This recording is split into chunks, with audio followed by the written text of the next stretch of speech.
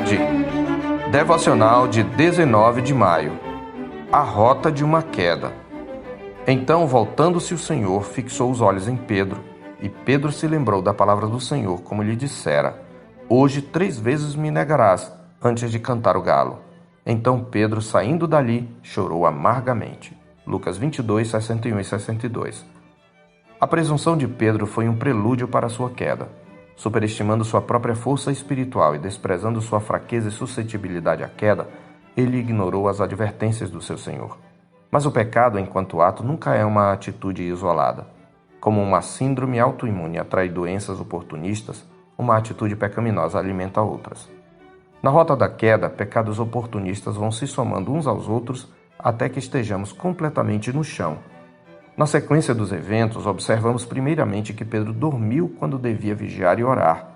Naquele momento crucial em que nosso Senhor foi tomado de pavor, angústia e uma tristeza mortal pelo cálice de ira que estava para tomar em lugar dos seus, ele foi ao Getsêmani na companhia dos discípulos.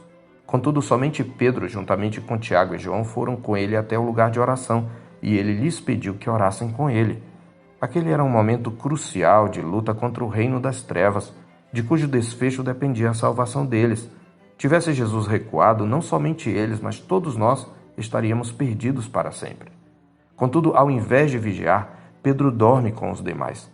Lucas nos informa que eles dormiam de tristeza, em Lucas 22:45. É interessante notar que Jesus se dirige exatamente a Pedro. Simão, tu dormes? Não pudeste vigiar nem 1 hora? Conforme Marcos 14:37. A pergunta é didática. Pretende expor a natureza da presunção de Pedro ao dizer-se disposto a dar a própria vida. Em seguida, ao ver Jesus preso, Pedro reagiu, mas fez da carne mortal seu braço.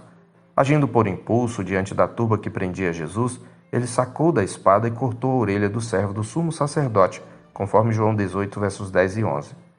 Como toda reação carnal, no entanto, a coragem logo desapareceu. Preso seu Senhor, Pedro passou a seguir Jesus de longe, conforme Lucas 22:54. O verbo seguir nos evangelhos é expressivo do discipulado, de modo que não é usado aqui aleatoriamente. Lucas quer indicar a atitude acovardada de Pedro.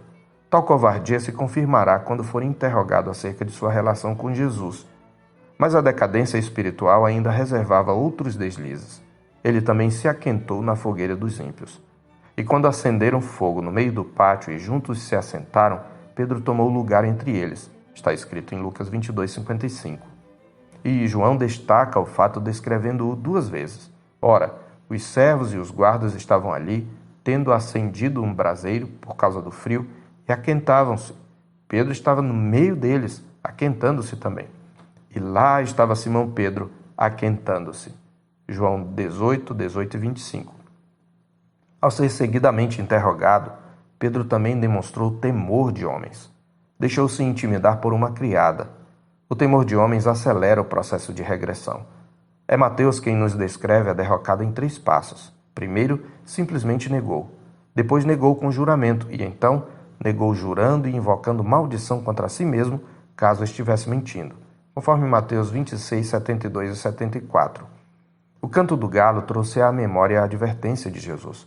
À lembrança das palavras proféticas somou-se o olhar do servo sofredor, que no pátio do sumo sacerdote encontrou o de Pedro. O rosto de Jesus está cheio de hematomas, resultado dos murros que havia recebido.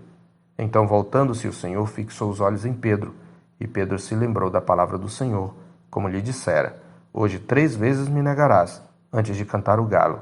Então Pedro, saindo dali, chorou amargamente, como diz o nosso texto. Novamente precisamos nos lembrar, somos todos Pedros. Nós não temos noção de quão enganoso e desesperadamente corrupto é o nosso coração, nem do que seríamos capazes de fazer se a graça de Deus nos fosse retirada. Quão desesperadamente necessitamos da graça.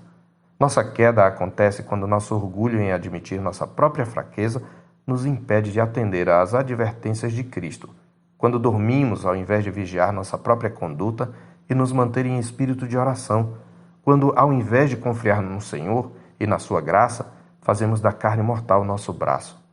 Avançamos rumo ao fracasso espiritual quando perdemos a noção da radicalidade do discipulado e nos contentamos em seguir a Jesus de longe.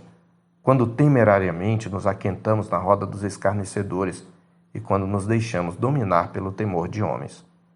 Quando ignoramos as advertências da palavra de Cristo, essa mesma palavra se torna um testemunho contra nós. Felizmente para nós, o olhar do servo sofredor pode nos levar ao arrependimento. Somente a contemplação do crucificado nos leva a ver a gravidade do nosso pecado. Ao mesmo tempo, lembra-nos da graça pela qual Ele nos libertou da maldição da lei, fazendo-se Ele próprio maldição em nosso lugar.